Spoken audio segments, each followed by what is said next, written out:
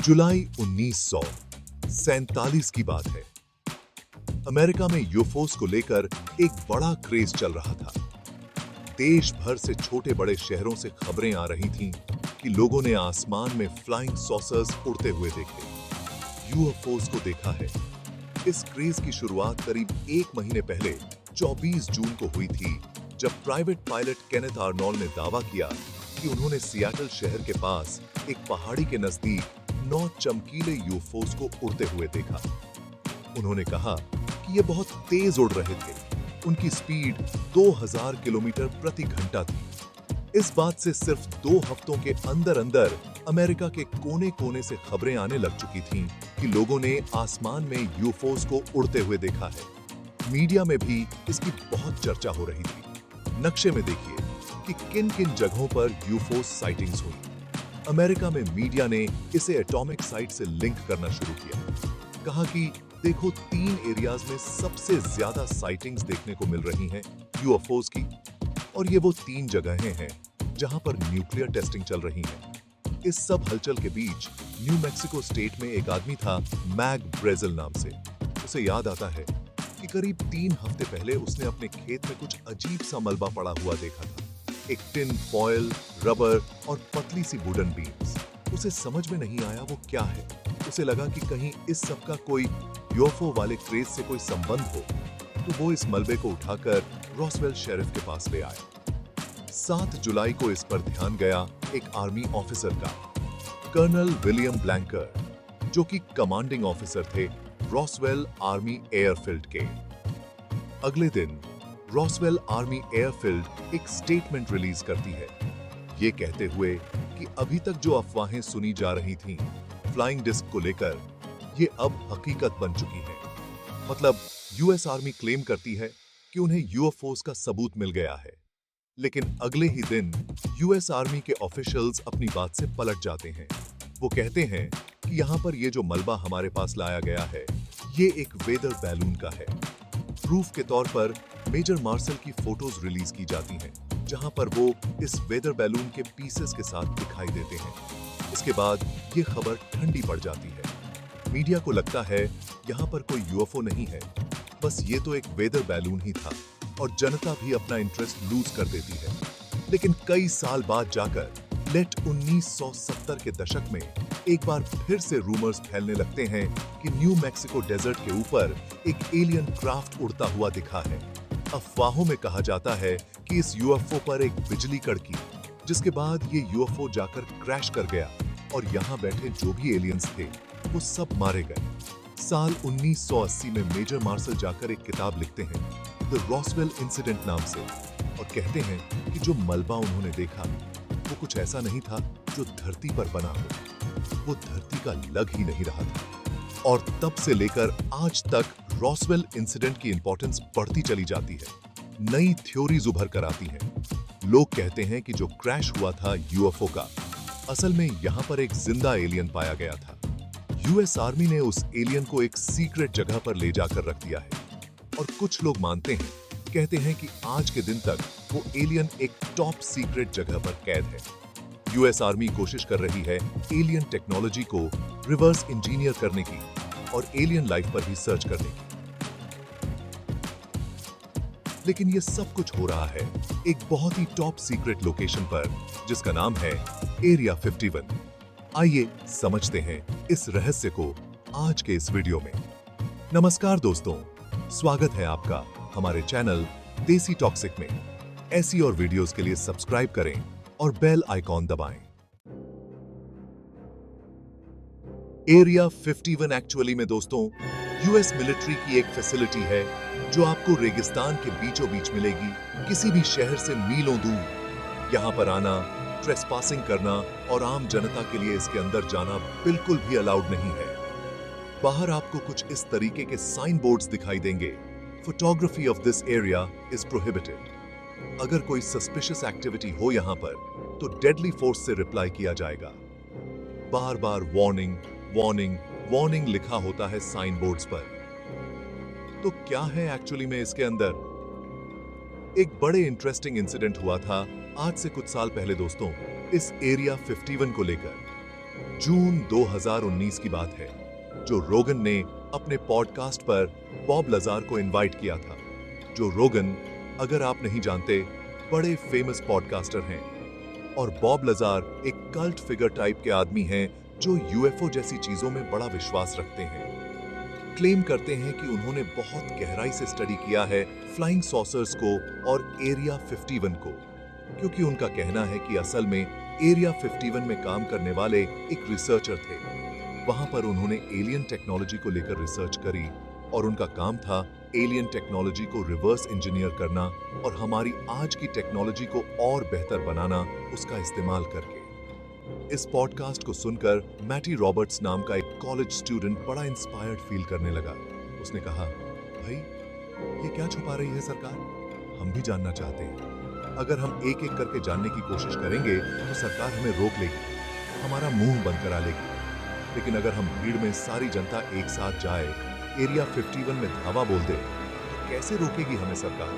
इसने एक Facebook event बनाया जिसका नाम था storm area 51। They can't stop all of us। इस इवेंट में इसने लिखा कि हम सब साथ में मिलते हैं एरिया 51 पर रात के 3 बजे 20 सितंबर 2019 को और साथ मिलकर कोऑर्डिनेट करते हैं कि कैसे अंदर घुसा जाए इस टॉप सीक्रेट फैसिलिटी के। इस फेसबुक इवेंट एक जोक इवेंट था, मजाक में बनाया गया। इसमें कुछ अजीब और गरीब चीजें भी लिखी हुई थी, जैसे कि हम सब नारुतो की तरह भागेंगे, अगर मिलिट्री वाले हम पर गोली चलाने की कोशिश करें तो हम उनसे तेजी से बचकर निकल सकते हैं अगर हम इस तरीके से नारुतो की तरह भागें। वीडियो देखिए। नारुतो को अगर आप नहीं जानते, एक जापानी सीरीज है, उसमें जो मेन कैरेक्टर है वो इसी अजीब तरीके से भागता है। तो ये पढ़कर ये चीज काफी क्लियर हो जाती है कि ये मजाक में बनाया गया इवेंट था। लेकिन लोग बड़े अजीब हैं। लोगों ने चीजों को सीरियसली लेना शुरू कर दिया। अगस्त के अंत तक 2 मिलियन से ज्यादा लोगों ने अपनी अटेंडेंस को कंफर्म किया कि वो इस इवेंट में आएंगे और एरिया 51 के अंदर घुसेंगे। मैटी रॉबर्ट्स ने जब देखा कि उसका ये मजाक वाला इवेंट इतना पॉपुलर बन चुका है, उसने कहा, एक स्टेटमेंट निकाली कि हेलो यूएस गवर्नमेंट, ये एक मजाक था मेरा। असल में मेरा इरादा नहीं है इस मिलिट्री फैसिलिटी के अंदर घुसने का। मुझे बस लगा थोड़ा फनी होगा और इंटरनेट पे थोड़ी अटेंशन मिल जाएगी। लेकिन अगर एक्चुअली में कोई लोग घुसते हैं एरिया 51 के अंदर तो मेरी कोई रिस्पॉन्सिबिलिटी नहीं होगी। मैं अपने हाथ खड़े कर रहा हूं। अब इन 2 मिलियन लोगों के लिए जिन्होंने अपना इंटरेस्ट जताया था एरिया 51 में आने का, उनके लिए एक्चुअली में आना इतना आसान काम नहीं है, क्योंकि एरिया 51 पर धावा बोलने के लिए वहां तक पहुंचना भी जरूरी है। और जैसा मैंने बताया, एरिया एक्चुअली में रेगिस्तान के बीचों बीच है। दूर दूर तक कुछ नहीं है। एक 250 किलोमीटर लंबा हाईवे इस रेगिस्तान के बीच से गुजरता है। लेकिन इस हाईवे पर आपको एक पेट्रोल पंप तक नहीं मिलेगा। दिन में यहाँ रेगिस्तान में तापमान 40 डिग्री के ऊपर ही होता है गर्मियों में। और एक लौती चीज यहाँ इस रेगिस्तान में एरिया 51 के पास है एक छोटा सा गांव जिसका नाम है रेचल। इस गांव की पॉपुलेशन है 54 एज ऑफ 2019। 54,000 नहीं, 5,400 भी नहीं, एक्चुअली सिर्फ 54।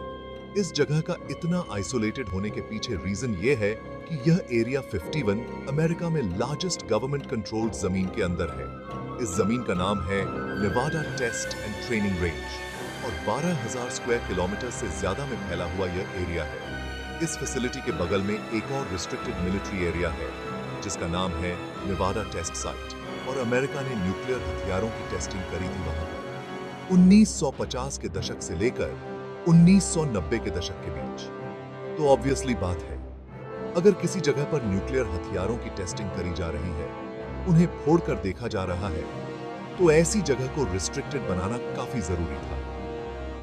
एक्चुअली इस इवेंट की आगे बात करने से पहले एरिया 51 की हिस्ट्री समझना बहुत जरूरी है।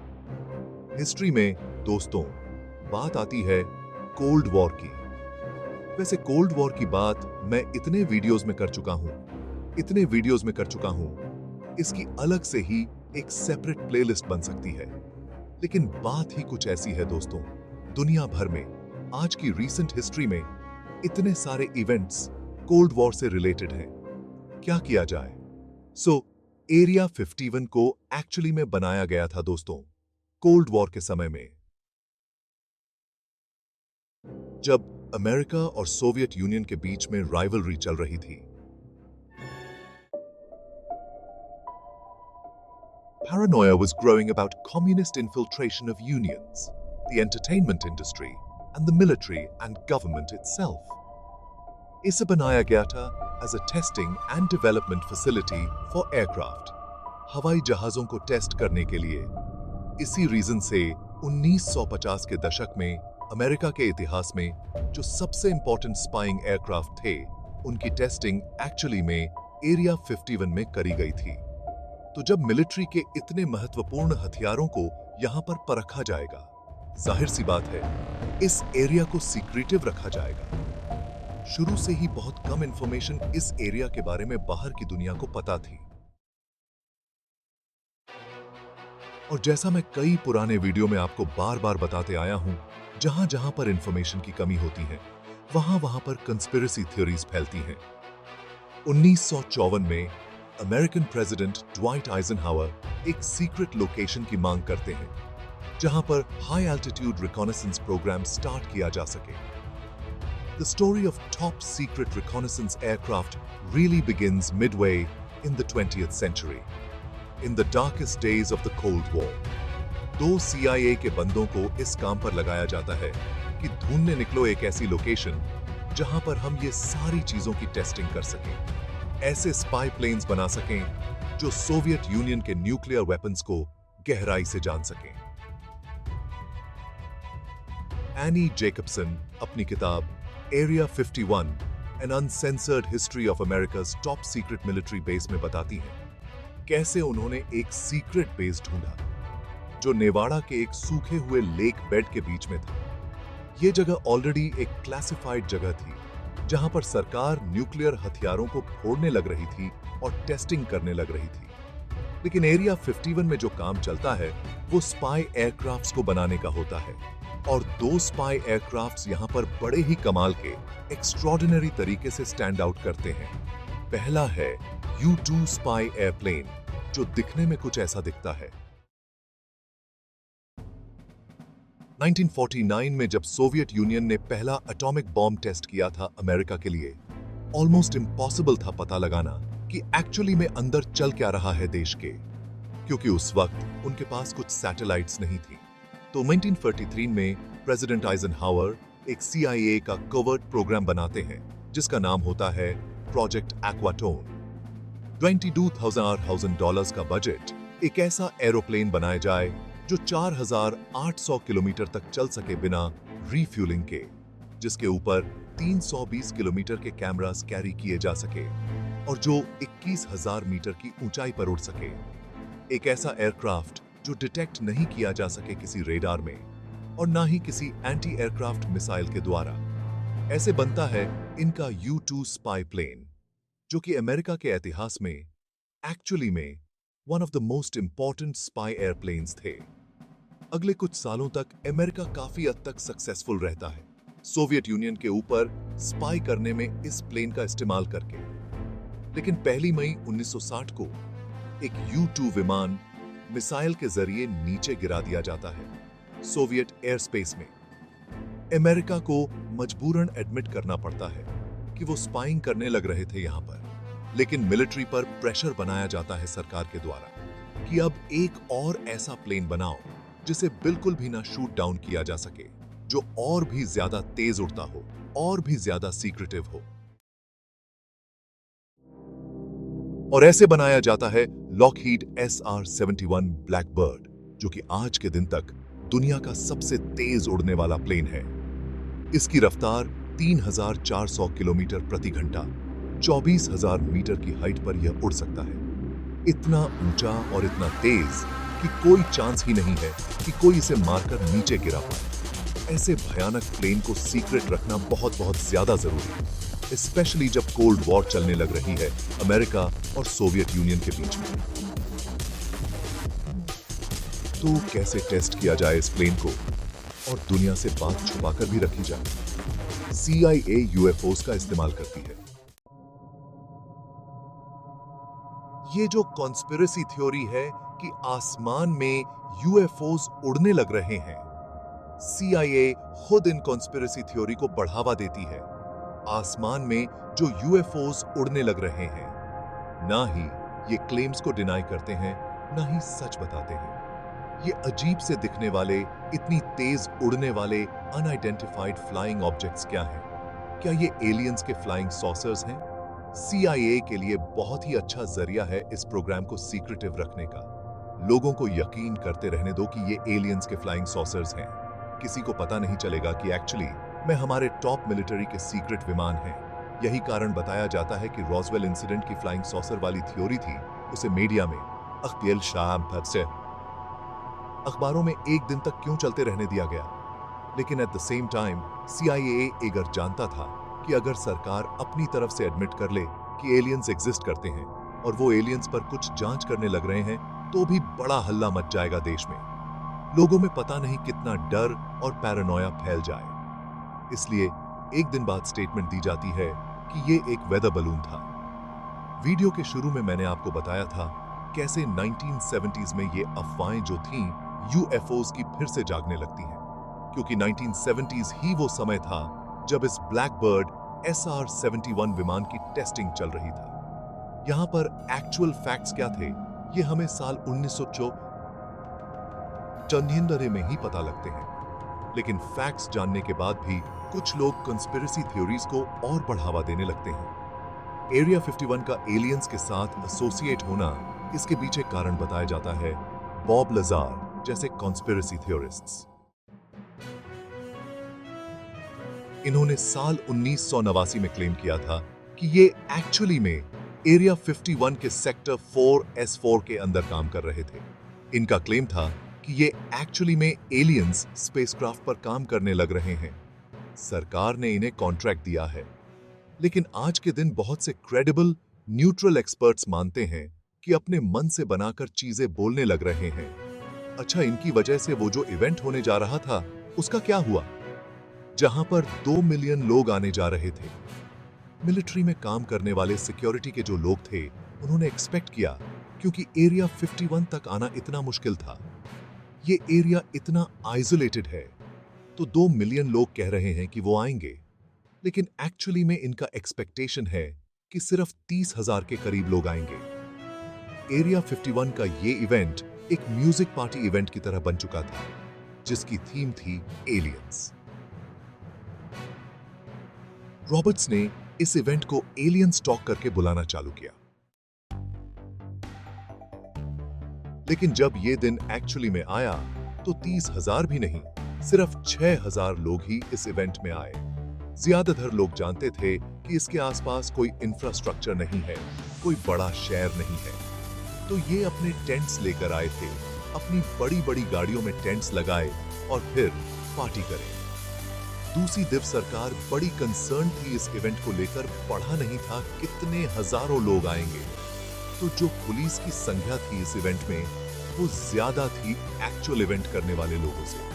थैंकफुली ये बड़ा ही पीसफुल इवेंट था, लोगों ने बस मजे की अपने थोड़ी पार्टी करी। कोई एरिया 51 के अंदर एक्चुअली में घुसा नहीं, कोई प्रॉपर्टी को डैमेज नहीं हुआ। लेकिन उस एरिया के जो शेरिफ थे, उनका कहना था कि ये जो इतने सारे पुलिस ऑफिसर्स हमें लाने पड़े, उसकी कॉस्ट $3 लाख पड़ी। अच्छा, अब हम अपने रॉसवेल इंसिडेंट पर वापस आए, तो उसकी एक्सप्लेनेशन क्या थी? जब मिलिट्री ने कहा था कि वो एक वेदर बलून था, साल 1994 में हमें पता चलता है दोस्तों, एयरफोर्स बताती है यूएस की कि एक्चुअली में वो एक न्यूक्लियर सर्वेलेंस बलून था। ये एक ऐसा स्पाई डिवाइस था जो प्रोजेक्ट मोगल के अंदर बनाया गया था, और इसका पर्पस था कि जब सोवियत यूनियन अपनी न्यूक्लियर हथियारों की टेस्टिंग करे तो उसके साउंड वेव्स डिटेक्ट किए जा सकें, बहुत ज्यादा ड्यूअर से इन बलून्स का इस्तेमाल करके। अब ये सारी कंस्पिरेसी थ्योरीज फैलने के पीछे एक कारण ये भी है दोस्तों, जब सरकार ने इतनी बारी पहले झूठ बोला और अब 1994 में अगर सरकार एक और नई स्टेटमेंट देती है, तो लोगों ने कहा कि अब हम क्यों यकीन करें। तो लोगों का ट्रस्ट कहीं ना कहीं कम हो गया था, इसलिए इसके बाद भी कॉन्स्पिरेसी थ्योरीज और फैलती रही। लेकिन सच्चाई यही है कि अगर आप एयरप्लेन्स की साइटिंग्स को देखोगे, आमतौर पर जो एयरप्लेन्स होते हैं, पैसेंजर एयरक्राफ्ट्स, वो 10,000 से लेकर 12,000 मीटर की हाइट तक उड़ते हैं। लेकिन ये जो मिलिट्री एयरक्राफ्ट्स हैं, U-2 और SR-71 जैसे, यह 12,000 मीटर, 18,000 मीटर की हाइट पर भी उड़ते थे। इनफैक्ट SR-71 का मैक्सिमम एल्टीट्यूड 26,000 मीटर तक था। इनकी टेस्टिंग आमतौर पर करी जाती थी सनसेट के टाइम से कुछ देर पहले। अब खुद ही आप सोच कर देखो दोस्तों, जब यह इतने अजीब से दिखने वाले एयरक्राफ्ट्स इतनी हाइट पर उड़ेंगे और वहां दूर सूरज भी ढलने लग रहा है, तो उसकी रेज आकर इस पर चमकती हुई दिखेंगे, ऐसा लगेगा कि यह चमकने लग रहा है। और इतनी स्पीड से उड़ेंगे तो किसे नहीं लगेगा कि यह एक्चुअली में एलियन यूएफओ है।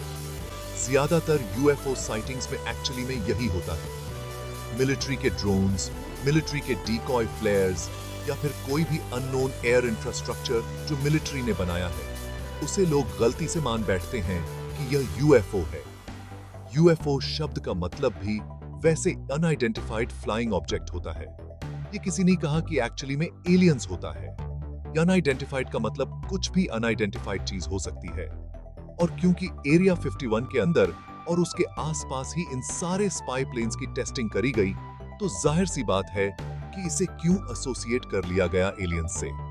यूएस एयरफोर्स की प्रोजेक्ट ब्लू बुक ने कई यूएफओ साइटिंग्स को इन्वेस्टिगेट किया था। जहां जहां लोगों ने क्लेम किया था कि यूएफओ उन्होंने देखा था, उन्होंने टाइम नोट किया और अपने खुद के फ्लाइट रिकॉर्ड से चेक किया। पढ़ा चला कि फ्लाइट रिकॉर्ड्स मैच करते थे। लेट 1950s 1960s में ऐसे ही मेजॉरिटी यूएफओ रिपोर्ट्स को एलिमिनेट किया गया। बॉब लजार कंस्पिरेसी थियोरिस्ट जो क्लेम करते हैं कि उन्हें सरकार के द्वारा हायर किया गया था एलियन टेक्नोलॉजी को इन्वेस्टिगेट करने के लिए। पढ़ा चलता है कि उनका खुद का एजुकेशनल बैकग्राउंड भी फैब्रिकेटेड है। उनकी फर्जी डिग्री है एक MIT से जो क्लेम करते हैं। वो कहते हैं कि एक्चुअली में वो कॉन्फिडेंशियल गवर्नमेंट रिसर्च कर रहे थे MIT यूनिवर्सिटी में, इसलिए ऑफिशियली एनरोल नहीं कर पाए, इसलिए कोई रिकॉर्ड नहीं है उस चीज के। लेकिन क्लेम करते हैं कि MIT से पढ़ाई करी। ये तो वही बात हो गई कि मैं भी कह दूं कि मैंने अंडरकवर रहकर सरकार के लिए काम किया था। IIT में रिसर्च करी थी, इसलिए मैंने IIT से पढ़ाई करी है। लेकिन आपको कोई IIT का रिकॉर्ड नहीं मिलेगा मेरे नाम से, क्योंकि ऑफिशियल रिकॉर्ड नहीं है। समझ रहे हो ना? बॉब लजार ने क्लेम किया था कि एलियन स्पेसक्राफ्ट को एलिमेंट 115 के द्वारा पावर किया जाता था, जिसकी मदद से अपनी खुद की ग्रेविटी क्रिएट कर सकता था वो एलियन स्पेसक्राफ्ट। लेकिन कई साल बाद जाकर 2003 में रशियन साइंटिस्ट ने एक्चुअली में इस एलिमेंट का आविष्कार किया। नाम रखा गया इसका मस्कोवियम। और ऐसा कुछ नहीं मिला कि वो ग्रेविटी क्रिएट कर सकता। जून 2013 में जाकर CIA पब्लिकली एरिया 51 के बेस को एक्नॉलेज करती है और जो भी इसका इतिहास रहा है उसकी सीक्रेट डिटेल्स को डिक्लासिफाई कर देती है under the freedom of information act. ये बेसिकली दोस्तों RTI एक्ट से काफी सिमिलर है। इंडिया में जैसे RTI फाइल करी जाती है सरकार के बारे में कुछ चीज पता करने के लिए, अमेरिका में इनका ये फ्रीडम ऑफ इंफॉर्मेशन एक्ट है और इसको लेकर ये फाइल करी गई थी ये रिक्वेस्ट 2005 में, और 2013 में CIA ने इंफॉर्मेशन को रिलीज भी कर दिया। इस इंफॉर्मेशन रिलीज में हमें एक्चुअली में एरिया 51 की एग्जैक्ट लोकेशन पता चलती है जो CIA ने बताई है। आप नक्शे पर देख सकते हैं। इस निवाडा की स्टेट में मोहावे डेजर्ट के बीचों बीच है। जनवरी 2017 में 13 मिलियन पेजेस डिक्लासिफाइड डॉक्यूमेंट्स के CIA के द्वारा रिलीज किए जाते हैं ऑनलाइन। इन डॉक्यूमेंट्स में ढेर सारे आपको रिकॉर्ड्स मिलेंगे UFO साइटिंग्स के और एक्सपेरिमेंट्स के जो CIA करने लग रहा था। जनवरी 2021 में फिर से हजारों CIA के डिक्लासिफाइड डॉक्यूमेंट्स रिलीज किए जाते हैं UFOs के ऊपर। Through the 1950s, UFO sightings become the convenient cover-up for U-2 flights. But on May 1st, 1960, America's top secret spying mission is blown when the USSR downs a high-flying U-2. और इस बारी agency का कहना है कि जितना भी record था इनके पास UFOs के ऊपर, अब सब पब्लिक के सामने मौजूद है। कुछ रिपोर्ट्स इसमें काफी इंटरेस्टिंग थी। मिस्टीरियस एक्सप्लोजन्स देखे गए थे, रशियन शहर के ऊपर एक फर्स्ट हैंड अकाउंट था। एक अजीबोगरीब चीज का एक अजीबोगरीब फ्लाइंग ऑब्जेक्ट जो अजरबैजान की राजधानी बाकू के ऊपर देखा गया था। यूएस गवर्नमेंट लेकिन आज के दिन इन्हें यूएफओज नहीं बुलाती, क्योंकि यूएफओज एलियंस से काफी ज्यादा एसोसिएटेड हो गए हैं। बल्कि यूएस सरकार अब शब्द यूज करती है यूएपी, यानी अनआइडेंटिफाइड एरियल फिनोमेना। दिसंबर 2020 में यूएस पार्लियामेंट ने जब कोरोना वायरस का स्टिमुलस रिलीज किया था, सेम टाइम पर पार्लियामेंट ने नेशनल इंटेलिजेंस और सेक्रेटरी ऑफ डिफेंस को कहा था कि यूएपीज के ऊपर तुम्हारी जो भी रिपोर्ट है वो जनता के सामने रिलीज करो। अब कॉन्स्पिरेसी थ्योरिस्ट के पास कोई आर्गुमेंट बचता नहीं है वैसे यहां पर, क्योंकि यूएस की सरकार खुद ही मांग कर रही है कि ये जो भी यूएफओज, यूएपीज के ऊपर डेटा है ये सब रिलीज करो। अप्रैल 2020 DCC 3 वीडियो रिलीज किए जाते हैं पेंटागन के द्वारा। जब यूएस डिपार्टमेंट एक्चुअली में एक्नॉलेज करता है कि ये 3 वीडियो जो 2007 और 2017 में लीक्ड हुए थे, ये एक्चुअली में असली वीडियो थे। अगस्त 2020 में डिफेंस डिपार्टमेंट एक यूएपी टास्क फोर्स बनाता है कि जितने भी यूएपीज हमें दिखते हैं उन्हें डिटेक्ट किया जाए, एनालाइज किया जाए और कैटलॉग किया जाए, क्योंकि वो यूएस की नेशनल सिक्योरिटी के लिए खतरा हो सकते हैं। तो जैसा कि आप समझ रहे होंगे, ऐसा नहीं है कि सारे यूएफओज जो देखे गए थे सबके बारे में हमें पता है। कई ऐसे इंसिडेंट्स हुए हैं पिछले 5-10 सालों में भी जहां पर यूएस के पायलट्स ने खुद यूएफओज को ऑब्जर्व किया है, लेकिन डिफरेंस बस ये है, कोई ये नहीं कहता कि वो एलियंस के द्वारा बनाए गए हैं, एक्स्ट्रा टेरेस्ट्रियल ओरिजिन के हैं। माना यह जाता है कि यूएफओज किसी हाईली क्लासिफाइड प्रोग्राम का हिस्सा है जिस पर किसी देश की सरकार की कोई एजेंसी काम करने लग रही है। आज के दिन भी एरिया 51 एक ऐसा ही एरिया है जहां पर कॉन्स्टेंटली नेक्स्ट जनरेशन एयरक्राफ्ट्स की टेस्टिंग करी जाती है। आज के दिन एरिया 51 एक ग्लोबल सेंसेशन बन चुका है, न सिर्फ अमेरिकन्स के लिए बल्कि दुनिया भर के लोगों के लिए, और अमेरिकन स्टेट नेवाडा के लिए बहुत अच्छा टूरिज्म का भी एक जरिया बन चुका है। साल 1996 में जो नेवाडा की स्टेट थी, उन्होंने अपने हाईवे को रीनेम कर दिया था as the extraterrestrial highway. उन्होंने सोचा, अगर लोग आना ही चाहते हैं इस कंस्पिरेसी थ्योरीज में यकीन करके इस जगह पर, तो है हम इसका फायदा उठाते हैं टूरिज्म के लिए। बस एक चीज है, कभी आप इसके पास जाओ तो एरिया 51 के अंदर मत जाना, ट्रेसपास मत करना, क्योंकि अभी भी वो एक मिलिट्री की फैसिलिटी है। वहां जाओगे तो वहां आपको अरेस्ट कर लेंगे। मिलते हैं फिर अगले वीडियो में दोस्तों। बहुत बहुत धन्यवाद। अगर आपको यह वीडियो पसंद आई है तो इसको लाइक और सब्सक्राइब करें हमारे चैनल देसी टॉक्सिक को।